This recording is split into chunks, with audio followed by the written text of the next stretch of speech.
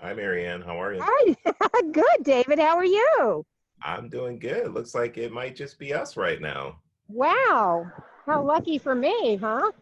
Yeah. How How are things going? they're going okay. I mean, right now it's a gorgeous day, and I'm out walking. It is a But gorgeous day. but yeah, it's really beautiful. Can you see me now? I Yeah, and don't know. I'm digging the hat. You know what? I got my fishing hat, Yeah, and I started to walk, and it was so hot, so I got to cover up some. I But understand anyway, that. so I liked this morning's meeting. That was great. I'm Trying to glad tune that into you the were on. chat in the mornings now and Yeah, be part of that group. So I'm feeling my way around. I joined Keller in January, like end of December, January. gotcha. So Okay, yeah, yeah. all right. So I'm getting into the KW swing. There's a lot to swing on. I have to tell you, I mean, that's a good thing about our company. We have so much to learn and so much training, and you have to learn to Yeah. implement some of the stuff that you're learning. If not, you'll just be in training mode for so long because there's so much good information. Yes, well, I'm kind of there, except I started off with a listing um, right out of the chute. So I have that to focus on too, which is an interesting learning experience. Absolutely. Well, I'm glad that you So, started with yeah, listing because in our business, you really want to have listings in order to last. And so if you have the listings, you automatically get the buyers that come with them and more control of your time and more control of your income with listings. So oh, yeah, that's absolutely. it's a very Absolutely. It's challenging because, well, I know the people really well. good. That has its advantages and disadvantages, I guess. I don't know, but the pricing of the home is not in line with the market, Okay. and I'm getting really good at speaking the scripts. I'm not getting good at having the response. Okay. So we keep poking around at it. Just It's keep going. practice.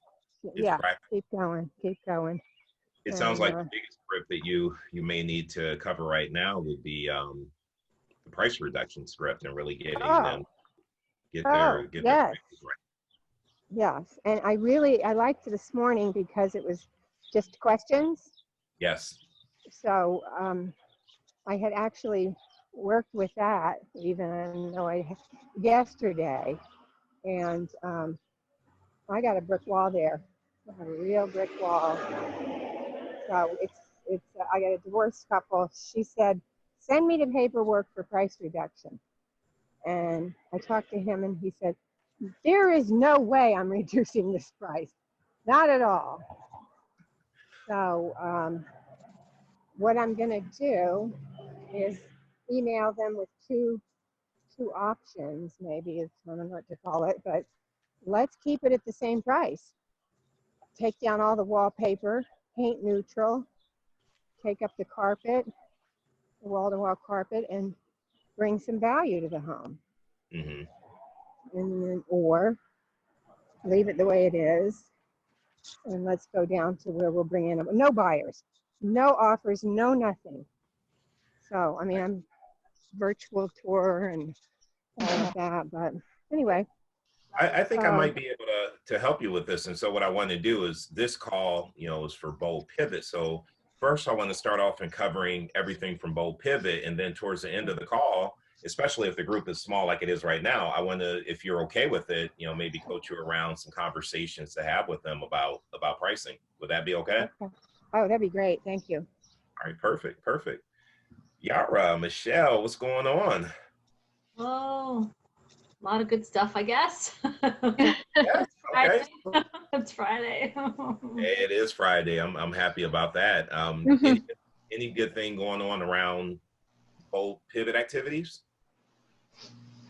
So It's not about both exactly. It's like the previous thing that we've been working on, me and Michelle. Yes. And we are on the point, like we did the listing presentation yesterday, but she gonna interview another agent today. Okay. Okay. Now, when you guys did your listing presentation, were you aware that she was going to be interviewing other agents? No. No. Okay. That was our mistake, and we know that. Yeah. We talked about it. Doing this for a couple years, you have to assume that they're going to be interviewing other people. So I just didn't, I made the mistake of not asking her because there's no reason. It was a bad mistake. So you know my question, Michelle, you know me. Did you guys pre-qualify? ask that. No, we didn't pre-qualify. The thing is, this is like for long, it's been going for a long time. So like the qualification came like, she didn't get us into like listing presentation up to yesterday. And she sent a text message, okay, I want to meet with you tomorrow. So Right. This is why we didn't pre-qualify, which was a mistake. Yeah, and listen, I completely understand that. What you definitely want to do though is to be able to say, hey, I know you want to meet with us tomorrow, and we're ready to meet with you. However, in order to save you time and make sure we're prepared, we have a few questions we have to go over before we meet. No matter who it is, you know, best friend, in-law, past client, before a listing presentation, if you pre-qualify, some of those things that came up, like them interviewing other agents, you would have known about and maybe could have done some research to know a little bit more about your competition. Yeah, it would have, I mean, in hindsight, look, I know that was the step and I didn't take it. It was, you know, the monkey sitting on my shoulder. I just don't know why I didn't do it. Yeah. But we did find out after, you know, through when she told us, you know, look, we attempted to close. We tried closing a couple times.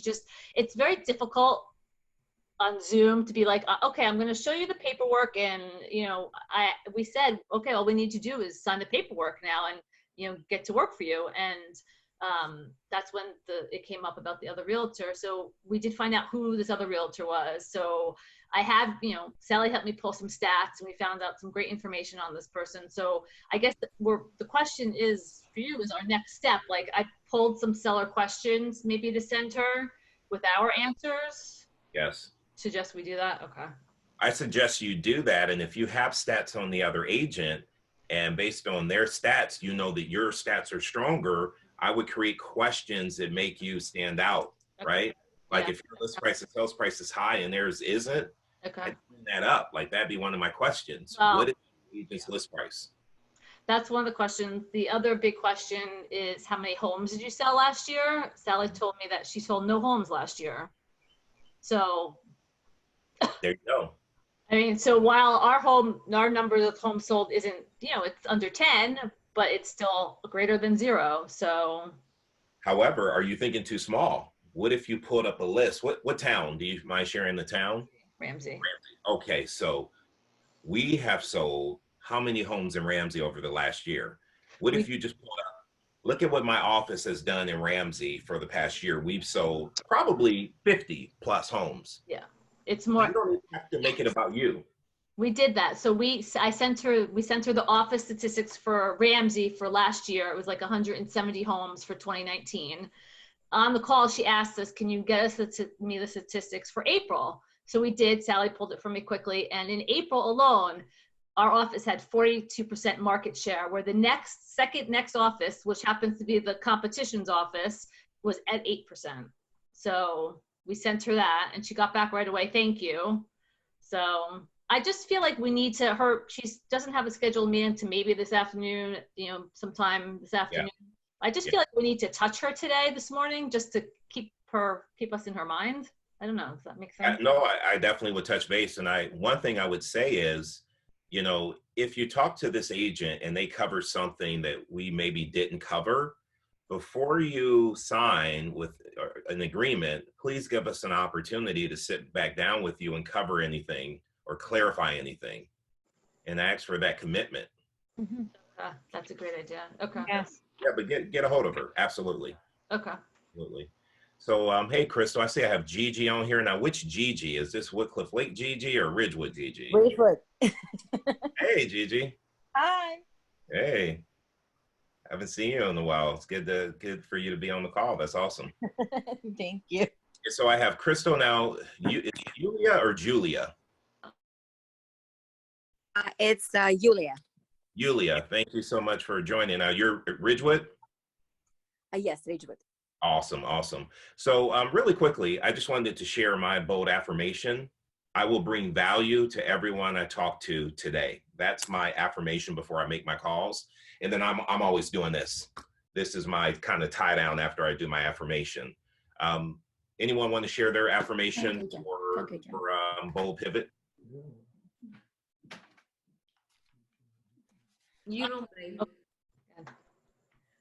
I'm unstoppable and I choose abundance. I'm unstoppable and I choose abundance. I love it. Marianne, Yara, Crystal. Yeah. Hi. Yeah, Marianne.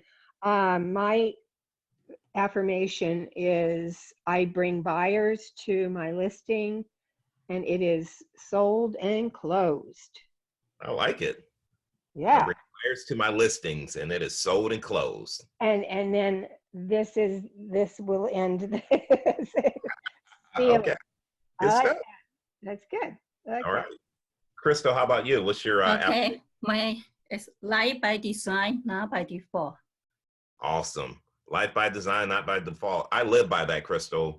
If you look at any of my posts that I do on Instagram, my hashtag is DRADS Life by Design. I so believe in that. So I love that. Thank you. Yeah, Thank you. you are excellent. Super. Thank you. Gigi, how about you? I like change the way you look at things, and the things you look will change and look Okay. at. Yeah. So now, is that one you like, or is that the one you say every day? Like, which one do you Well, say? the one that I say every day is fear or faith. You choose. You know, and normally the one that I say, don't listen at you drunky monkey. Drunk monkey. Yeah. You know, it is fear or faith, right? Yes. Fear or faith. We're, you know, and we all go through that every day, especially when it comes to picking up that phone. So, and Yeah. that monkey's always in our ear. So yeah, Gigi, I can hear that and appreciate that. Yeah. Yulia, how about you? I think for me, it's creating and living the life you enjoy. Love it. That's probably what it is. Okay. Thank you. Now, so you say probably. So here's one thing I want you guys to do is think of the one that you want to use. And this is what you should be saying every day. Like before you pick up the phone, when you start your day, if you haven't quite settled on that one for yourself, definitely find one and start saying that every day, or even writing that in your journal every day. So work on that. And it's a work in progress. A lot of people are still fine tuning what their affirmation is. So it doesn't have to be, you know, you set it and forget it. You just want to keep adding to it if you want to add to it and making it a stronger, better affirmation. Yara, how about you?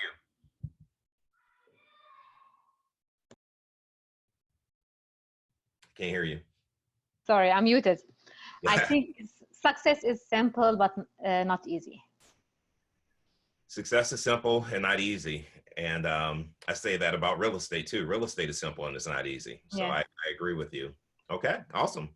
And Michelle, what's yours? Mine is I choose to achieve my goals today. You choose.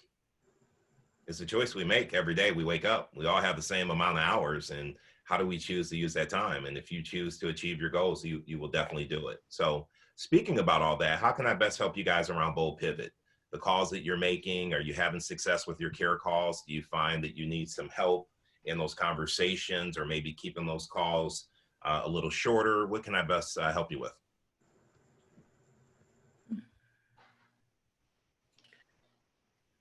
Well, let me share something with you. And I talked about this on the call, I guess it was Tuesday. I've been practicing with my role play partner, who is Patty Gurney, and Patty and I both can talk. Like when we get into it, we can really get going and have a conversation.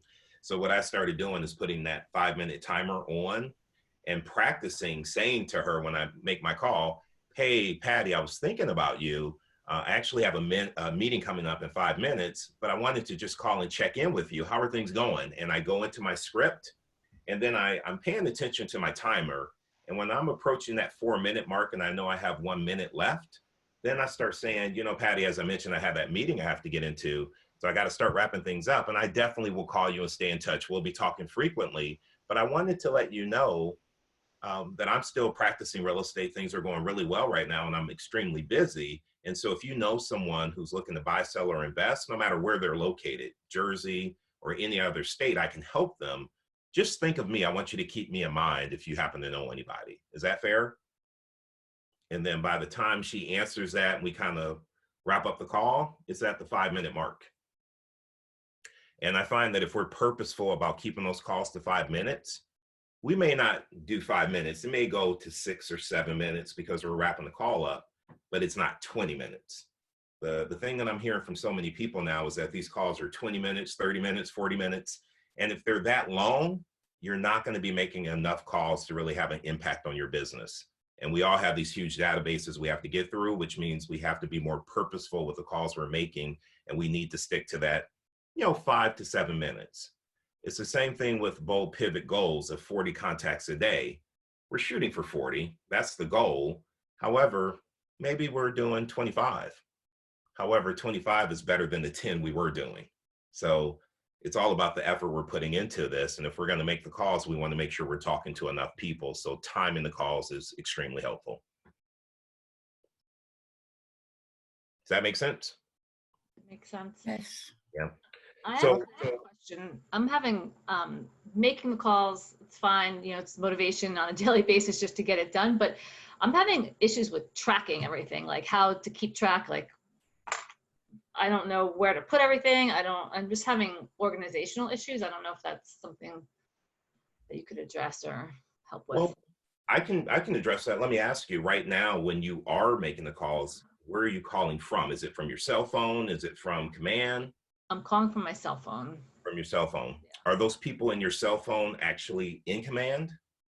Yes and no. That's a fair answer.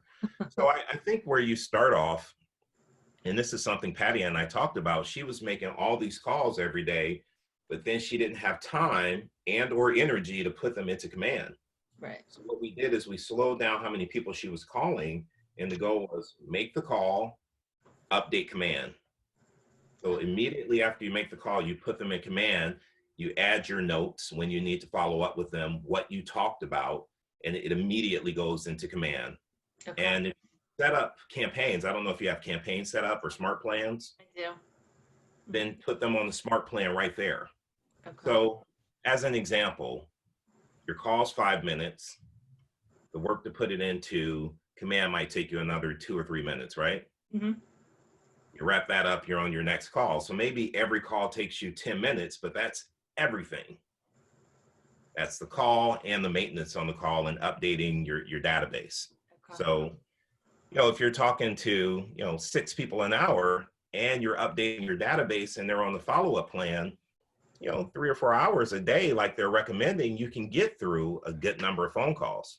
Yeah, absolutely. Okay. That's a great. That's what I would recommend doing if that makes sense. Yeah, it does make sense. That's a great idea because I get done with the calls and I'm like, I'm exhausted. I wanted a break, and then I never get back to putting the information into command. So yeah, it's almost the same thing, Michelle, you hear me say about calling for sell by owners. Instead of calling so many, call less and spend more time following up. Right. Same thing here. Instead of calling through so many people, if you're going to make the calls, you want to make sure they're in your database and you're touching them on a regular basis. So I would prefer to see you slow it down a little bit, call, put them into your system, create that campaign, and do that. Okay. And be more proficient with your time. Okay, that makes sense. And six an hour is totally reasonable. So I mean, that's Absolutely. not. Yeah. Absolutely. Especially if, so your affirmation, say it one more time. I choose to achieve my goals today. Yeah. And so if my question would be, what is your goal behind making these calls? Is your goal just to have a care call, or is your goal to have a care call and talk about real estate? It's that, yeah, the second, yeah, to talk to Yeah. see how everyone is and then talk about real estate. So if you're having 6 solid calls an hour and you're bringing up real estate, I think that's a great use of your time. Okay. Okay. Yeah, I think so too. All right. Thank you. Who else can we talk to? How else can I help you guys around Bold Pivot? Are you guys role playing with your partners? Is there accountability with your role play partners? Or are I you actually don't. say again, Gigi? I don't have an accountability partner yet. To be honest, I neglected that a little bit because I was busy. But Okay. yeah, definitely need one. I do. Hey, I would tell Gigi, you, Krista. it's Oh, very definitely. it's very helpful to have a partner because you start your day off right with practicing and going through the script and getting comfortable with it. So of course you have, you know, someone here saying they don't have a partner, so you can always partner up. The other thing you can do is go to the Bold Pivot Facebook page and just write, hey, I'm looking for a role play partner, because it's Bold better to Pivot. have more than one partner anyhow. So if you Yeah. can find several people, then that would be a good thing if you could role play with more than one person. So I would highly recommend you do that. Gigi, let's do it. Let's do it, Chris. I'll call you when we finish here. Okay, great. Excellent, girl. All right. So what else around Bold Pivot? They had the I know we have our class today, but they were talking on Tuesday about finances.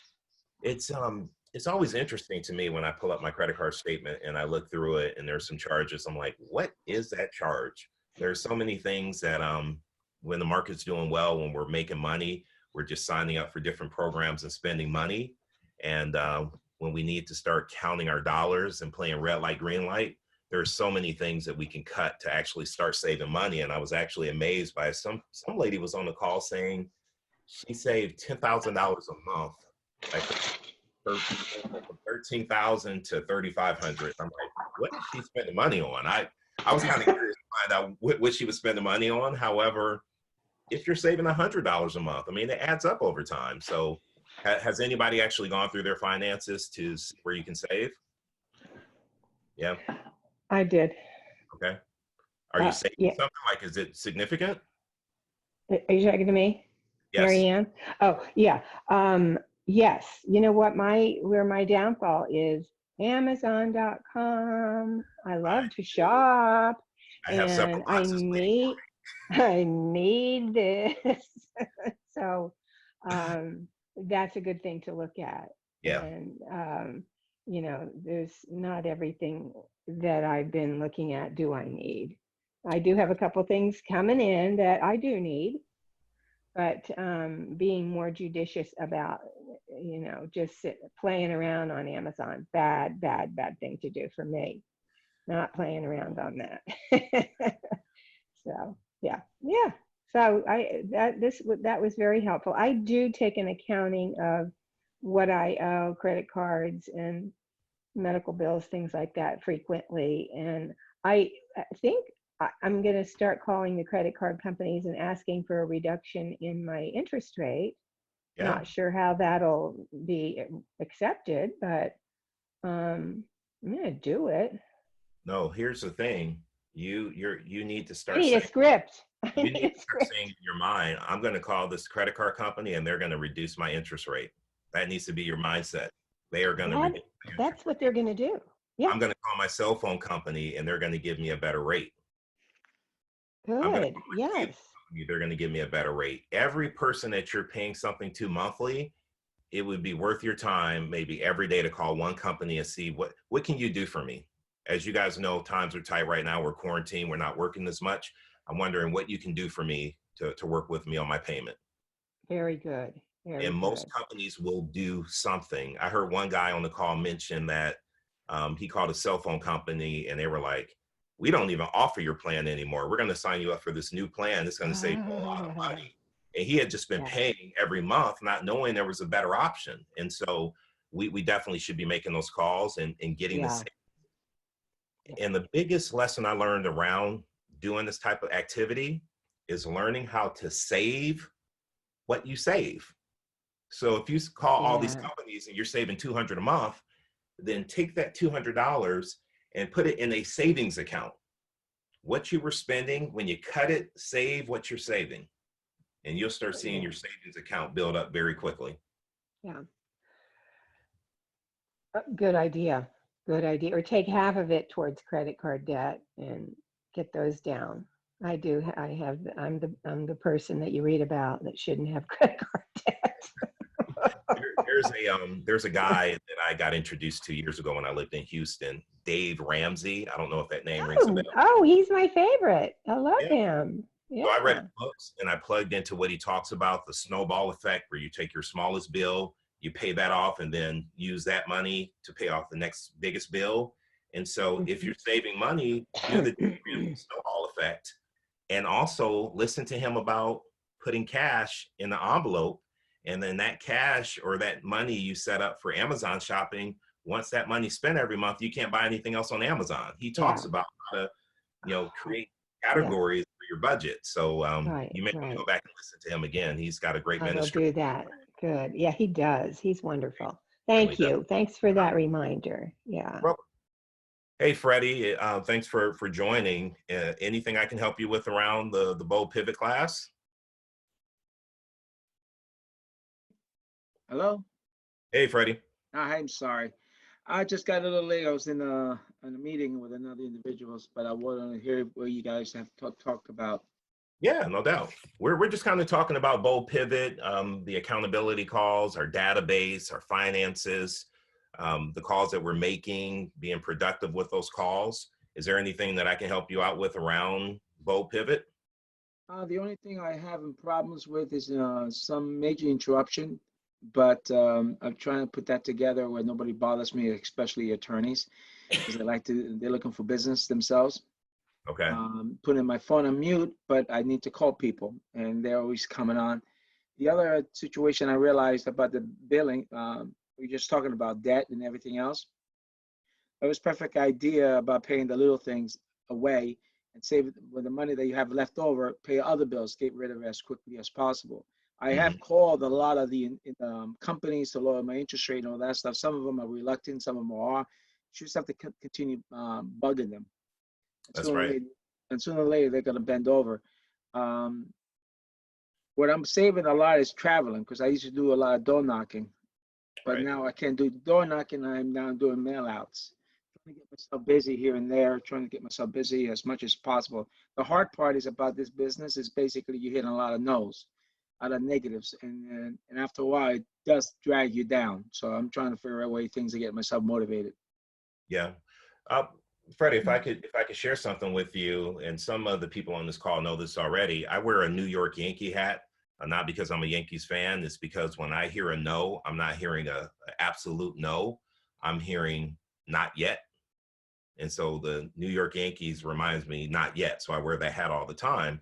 And that's what you have to understand in this business. We do get a lot of no's.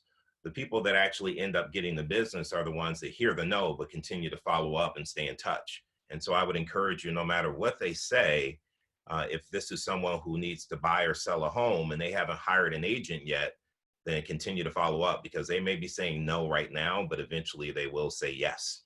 Those no's I don't mind, because I'm a Met fan, so I have to believe in myself. I've been a Met fan since 1973, so. Gotcha. The no's I've been getting is a lot from, lenders who are giving me no's. The buyers I'm working with don't qualify because of the changing of the rules and all that stuff.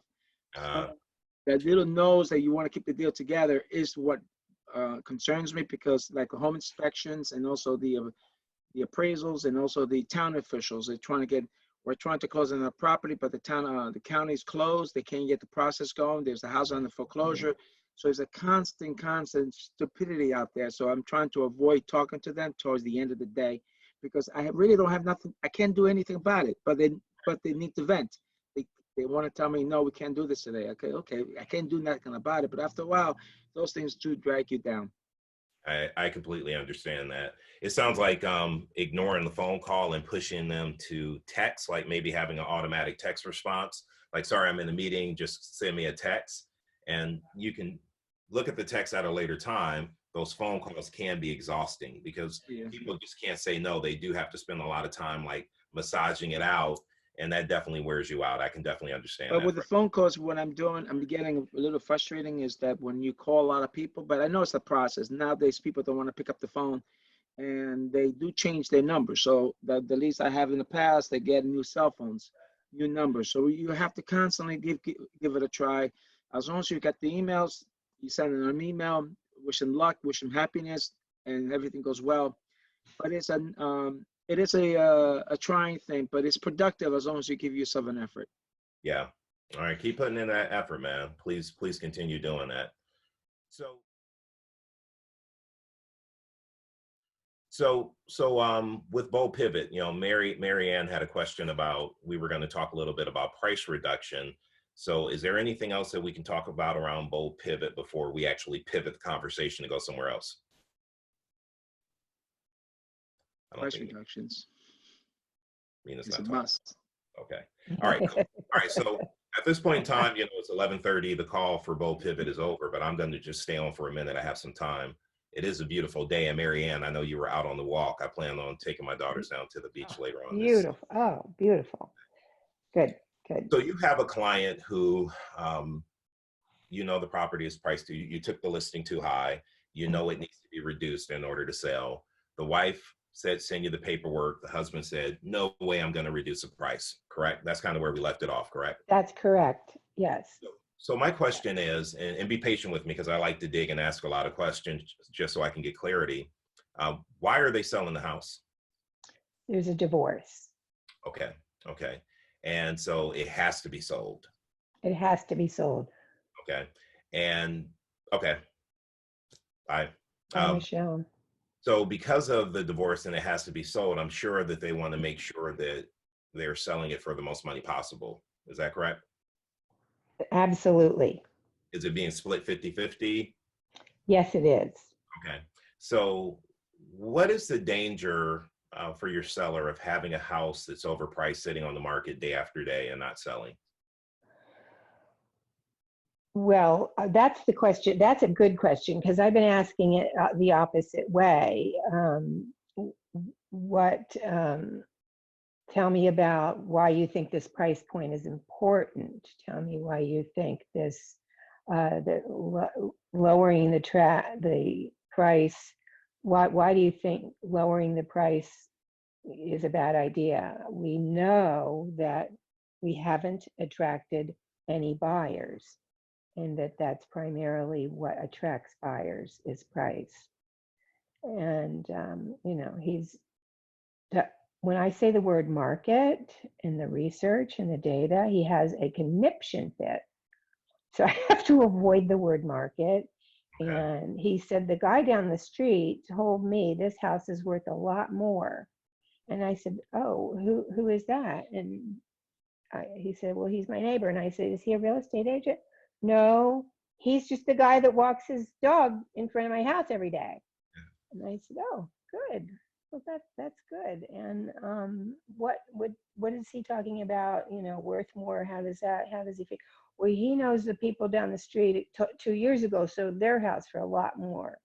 Okay, so I'm gonna stop you right there. So one thing I always say when people says my neighbor or friend told me my house is worth more, well then they should buy the house then, because they can get it at a discount. If they think it's worth more than what we're selling it for, they should buy it. But they're not gonna buy it. And so what we have to do is actually price it where the consumer sees it as a great value. And what I have to tell you is that buyers know about your house. The reason they haven't made an offer or actually showing is that they've seen the other homes that are priced correctly. And so they're looking at, what is the house priced at? Just give me an example. Now it's down to $779. So you're at $779 and it should be at what? $759. Okay. So let me ask you, Mr. Seller, if you were moving into this neighborhood and you were looking for a home like yours, and you saw two listings, one on the market at $779, one on the market for $759, and they're both equal, like same house, same size, same condition. One is priced at $779, one's priced at $759. Which one would you buy?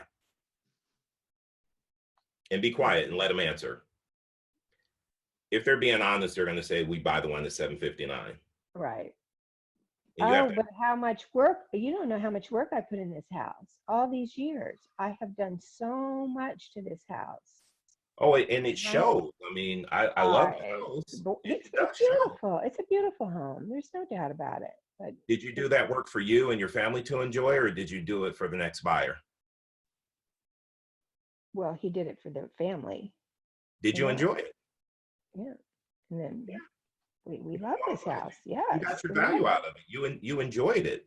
However, you know, I know that 2 years ago it may have sold for more. I know that you put a lot of money into it, but let me ask you this, Mr. Seller. Have you ever bought a stock before? I don't know whether he has or not. I don't. Well, have you bought stock before? I have, yes. Okay, so you're familiar with how that works, the stock market. And I know he doesn't like the word market. However, you're familiar with how stocks work, correct, Marianne? That's correct. So if you bought stock Sure. 2 years ago for 200 and you absolutely have to sell it today and it's trading at $75, how much can you sell that stock for? $75. Yeah. And see, the housing market is just like the stock market. Right now, this is what homes are trading for. Right now, this is what the stock is selling for. You can only sell it for what it's currently trading for. I don't make the market. I just interpret the market. And this is what you have to tell your seller. I don't make it. I interpret it. And what the market is telling us, all the buyers are telling us, is that the home is overpriced. The homes that are overpriced are just sitting here. The homes that are priced correctly are selling. And the homes that have sold that are on his street that are just like his, he knows those people. I have said the Joneses, the Smiths, the this, the that. These people have houses just like yours and they sold at a lower price. Well, I'm not getting ripped off. No, I definitely don't want to get you ripped off. My goal here is not to force you into making a bad decision. It's to give you enough information to make a great decision. And so let me ask you, if you saw a house sitting on the market week after week after week and it wasn't selling, what would you think about that house if it hadn't sold?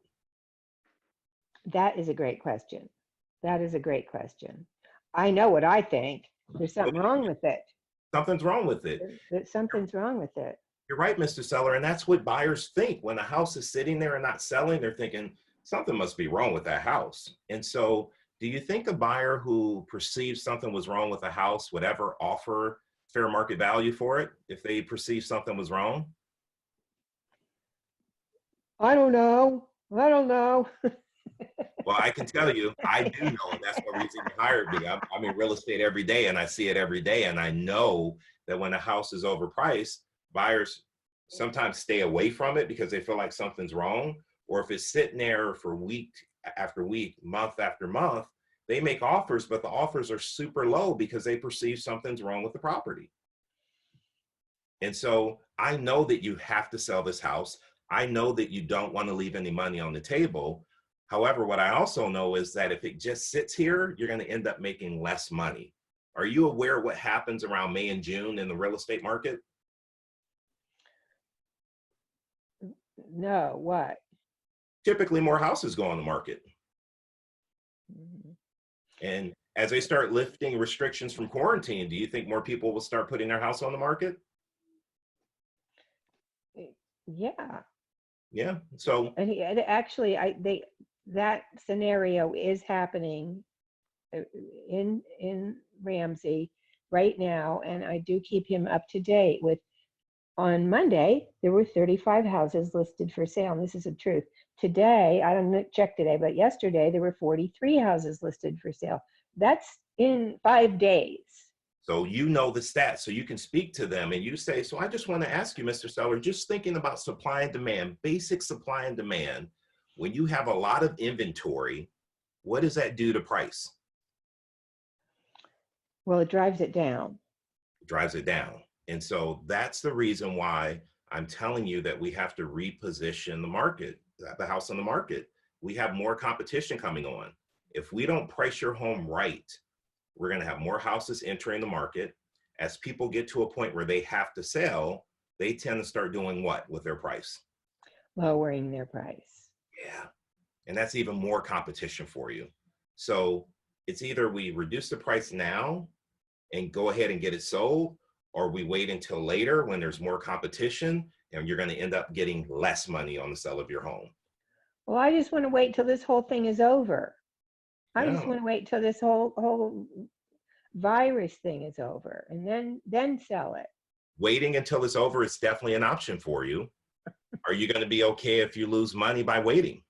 It sounds like you want to make the most money. Is that correct? Yes, I have to. I can't live on a lower price. I can't live with the money that if it's sold lower than this. Yeah. Well, the biggest thing is we don't know when this thing is going to be over, so I can't predict that. I also can't predict the market. I don't know what's going to be happening with the market. All I can predict is what's happening right now. And I have plenty of people that I knew in 2008 that were trying to wait and see what happened with the market. And we all know what happened in the market in 08. So is the right thing to do to go ahead and get it sold and price it correctly, or take a chance? It's completely your decision. However, what do you think we need to do to get this property sold? I want to wait. I want to take it off the market and wait. Are you Now, afraid? Am I personally afraid he'll do that? I mean, listen, I don't think so, because it's not just him making the decision. There's two and it's people a making divorce the situation where it has to be sold. It has to be sold. And so here's something that I was going to do today. Draw up an email saying, here's something I see as options. Mrs. Seller would like to reduce the price to move along with the sale. Mr. Seller, you would like to keep the price as is. I think if we keep the price as is and you do X, Y, and Z work on it, take down the wallpaper, give it a nice fresh coat of neutral paint. It's filled with wallpaper. It's sweat equity, and however much paint costs, you'll put the value into the house, and we may attract buyers at that point. But it's very dated looking, and we're not attracting anybody. I agree you may attract buyers. You're not going to attract buyers that will pay $20,000 more for paint. No wallpaper. And wallpaper, right? I, it's a price beauty contest. He has to be priced competitively, and he has to look great so that people actually want to come see the house. Oh, it's almost like that sweat equity may help him a little, not 20 grand. And so that's the message. Like, we can do all this work and put all the sweat equity into it. You're not going to get your money back dollar for dollar. What we need to do is price the house, be honest about the condition. Hey, the house has wallpaper. We're selling it at this price. You come in and you make it your own. You choose the paint colors. You do the work. We're pricing it where it will sell. Well, so that strategy you think might backfire on me. Okay. Is that what you think? I think it could.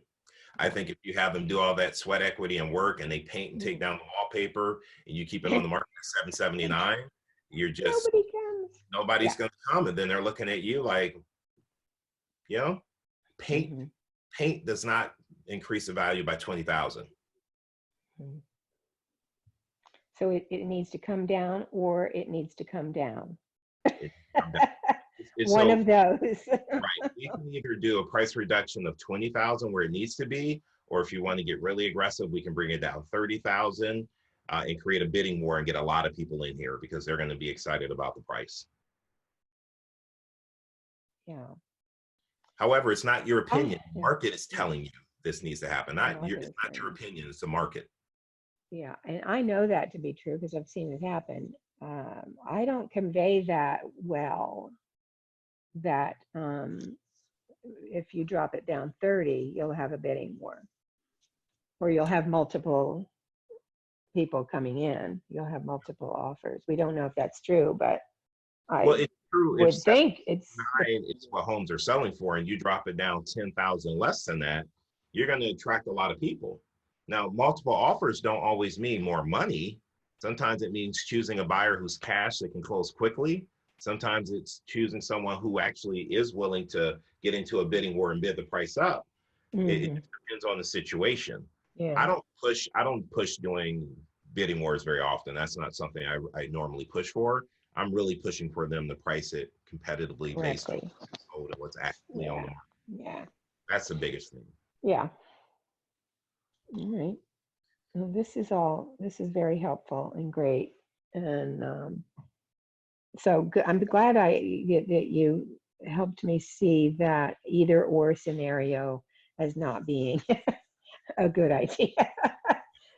The biggest thing though is, and we're all learning this, is don't take an overpriced listing to begin with. I'm not ever going to do this again. I have learned my lesson.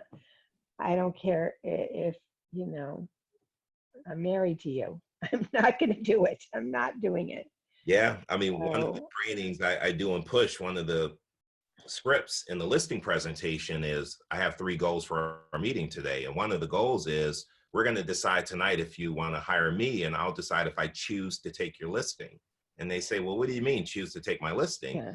Well, there are times that sellers want me to price the property higher than market value, or they want me to Yes. do a lot of marketing that won't work. And if that's the case, I'd rather turn you down than let you down. I can't sell a house that's overpriced.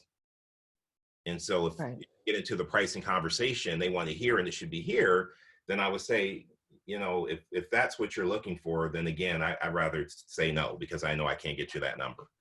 Well, you know, it's funny that I heard you say that the other day, and I was thinking if I was a seller and you said, I may not take your listing, I would probably say, well, see you later. Good. Bye. I mean, my personality would be like, I'll show you. Well, But yeah, it's done in a way. it's a spin you do. And by the time you present, they want to list with you. And if you are willing to walk away, then it's making them think twice about the price if you're willing to say no, thank you. Yeah. So it's just working on their mind. Okay. Well, All right. yeah, we're doing good. We're doing good. Does anybody else have a thing? I have used several different tools to get price reductions. One of them is I put them in a situation that they're costing themselves money. Every time the house is on the market, Oh, it costs them money. So put in the idea that they're losing money out of the home, and also trying to understand that you're on their side. You want to get the most for their home, but after a while, they're just making it more of a problem. I just put the ball in their court to see. yeah, that's a good point too, because it's absolutely true. And I also Absolutely try to hit the individual who needs to sell in the situation that if they act immediately, they're going to be earning the most money, because as time goes by, they're going to end up selling the house below market value. And don't be afraid to walk away from the listing, because if you only have 2 months left and you're not going to get it back, why waste your time, energy, and effort on something you know for a fact that you're not going to be making any money? Well, you want to hear a tricky thing? I never heard of this, but I am, my name, Mary Ann Carey, I am in the divorce proceedings as the agent who will be in charge of selling the property, and that they will listen to my advice. That is written in. Wow. Can you stand it? I mean, I'm like, you guys, you got to listen to me then. And they have to listen to, not you, they have to listen to the market. To the market, right. You're telling them this is what the market is showing us, not my opinion. This is what the market is telling us. And also make them understand.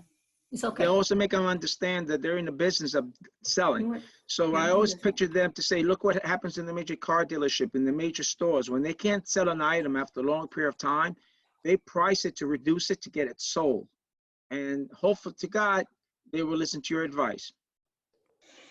Well, those are good scenario, good comparisons of stocks and like David said, put everything in writing. Show them an examples. Like David said, put everything in writing, diagrams, see how things are, and make them understand that you're on their side and you don't want them to lose any money, because in 6 months from now, the value of the property will be less what it's worth now because of Zillow. That's why I blame it. I blame everything on Zillow, because they show how things are with the market on the value of the property.